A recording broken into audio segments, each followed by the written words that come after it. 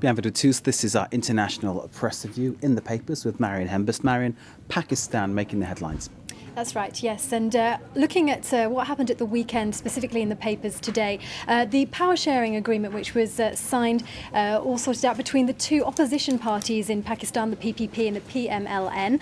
The international news, Pakistani Daily, saying this is a big stride forward, exactly what Pakistan needs at the moment, and the cynics have been proven wrong. They said these two parties could never work together. Well, in fact, it looks like they are. And also it points out that President Pervez Musharraf's days could well be numbered. The article says that they hope that he might step down with some dignity before waiting to be ousted. Obviously a very dense article there, as we can see it on screen, a very complicated situation. Any other views of it? Yes, the international press, a bit more of a sceptic view on what's been happening over the last few days. They say that now all eyes are turning to Asif Ali Zardari, who is the leader of the PPP and Benazir Bhutto's husband as well. Pakistani professor quoted in that article says the PPP is willing to form any alliance to get into power, accuses Bhutto's husband of being corrupt, and says this could well be a backward step for the USA. He may not well be so in agreement to help out with the war on terror with the USA, so have to watch and see how that one goes. Yes, indeed. Musharraf, obviously a big ally of George W. Bush in that war on terror, but obviously sometimes he's been kind of split between two areas, you know, sort of linked to Al-Qaeda, linked to Washington. Complicated situation, as we say. What's next?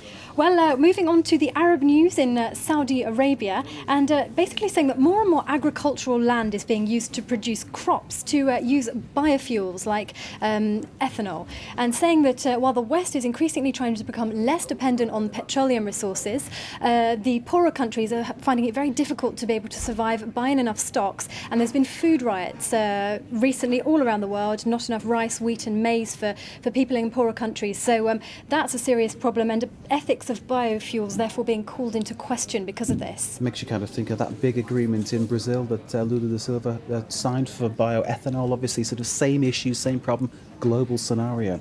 OK, where are we going next? Well, still on the topic of food, but to France this time, and Le Parisien. Watch out when you're eating sausages in France, Mark. Tell me why. Well, there's a story in Le Parisien about a French man who chomped into a sausage and found a stone inside, had to go to the dentist.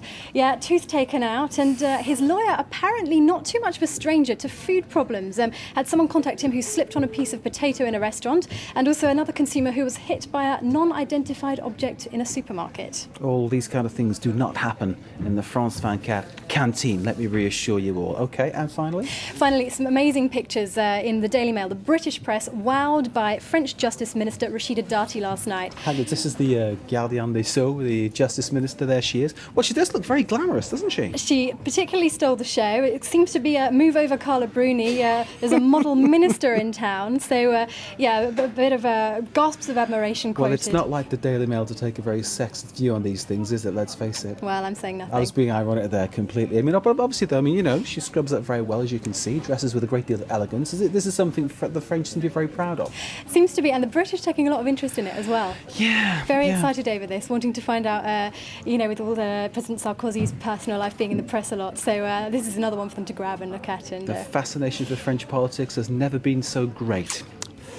There we go, amazing stuff. OK, Marion, thank you very much for that. That was our international press review here on France 24. I hope you enjoyed it. I hope it inspired you to go out and buy some papers. Stay with us, though.